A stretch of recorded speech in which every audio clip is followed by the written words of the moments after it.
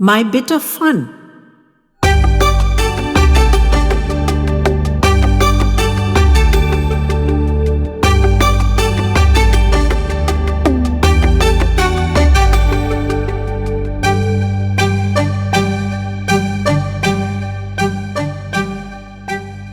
I was sitting at the bar, nursing a beer, thinking what a dead loss my life was.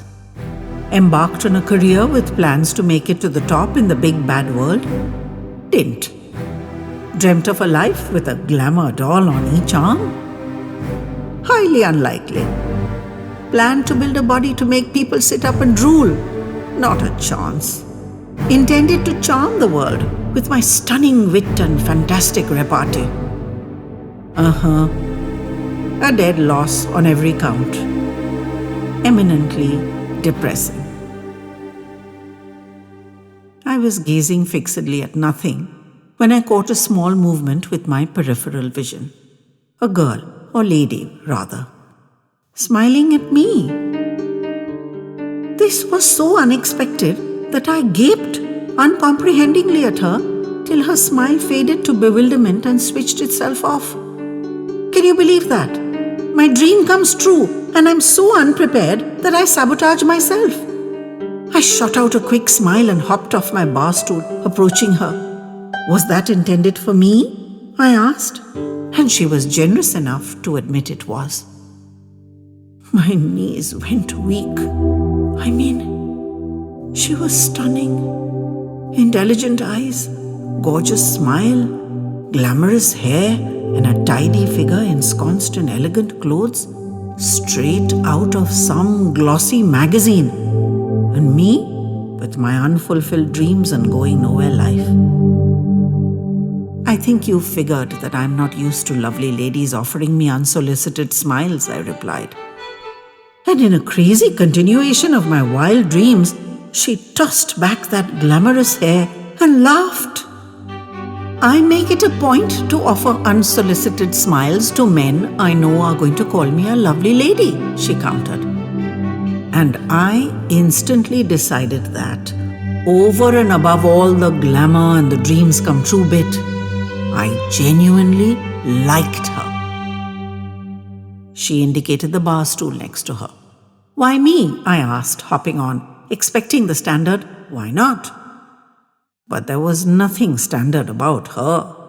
Her prompt response was, your scar. It says you're stronger than whatever tried to hurt you. What can I say? I'm fascinated. One had to grant it to her. She came straight to the point. Would you like to know how I got it? I offered. And she nodded, so I plunged right in. When I was a kid, we had a large garden with many trees, which I grew up to think it was my bounden duty to climb.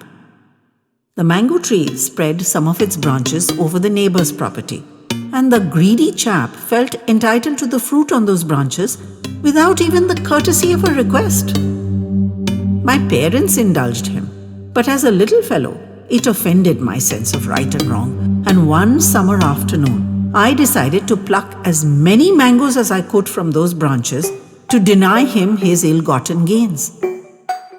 It was going well, and I was out on a precarious limb, still reaching for the last few distant fruit, when I was discovered. Astoundingly, he saw the case as me stealing from him and shook his fist at me, yelling dire things. When that didn't frighten me off, as if, he brought out a hockey stick and started shaking the branches. I screamed as my cautiously steady perch suddenly became insecure and mangoes tumbled out of my grip as I struggled to save myself. This caused the fiend to laugh uproariously and continue his agitations. I lost hold and fell, landing on the dividing wall, which, I should mention, had been decorated by this prize ass for some unfathomable reason with broken bottle glass. I split my chin on it and fell, fortunately on our side, bleeding massively. Face cuts always bleed bucket loads. By then, of course, my family, alerted by my screams, had come running out and I was trundled off to the emergency, where I was adorned with this excellent bit of face decoration. As you can imagine, my parents gave the senseless, immature idiot a piece of their mind. Shaking a branch with a child on it was the bloody height of irresponsibility, even if there weren't killer glass shards under it. He was forthwith denied access to the fruit, which made everything worthwhile in my mind. The branches were trimmed so as not to overhang the wall, and that was the end of his mango-stealing career. I discovered only later that I'd had the narrowest escape. An inch or two lower, and it could have severed my carotid arteries, and I'd have bled out under the tree before they could have got me to help. And a few inches higher, and I could have lost my eyesight.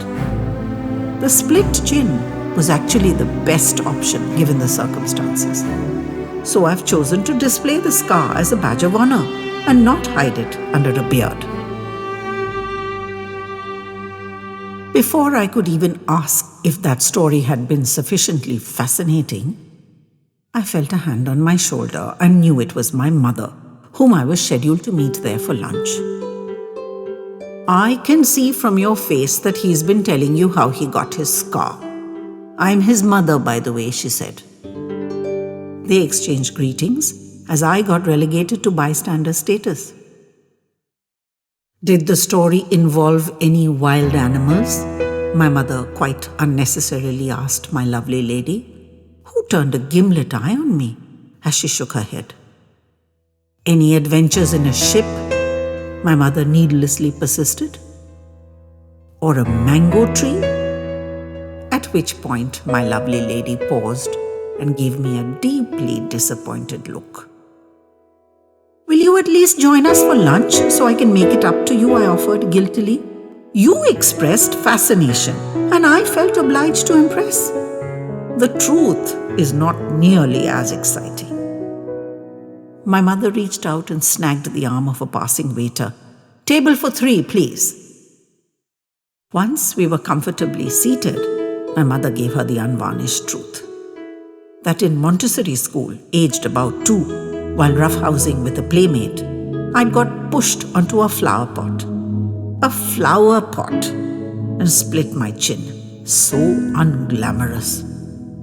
The bleed had been massive and had frightened the school staff, and they'd rushed me to the emergency, where a doctor, whom my mother quite accurately, though uncharitably, described as second assistant to the street cobbler, had put me back together. The result was this rakish scar.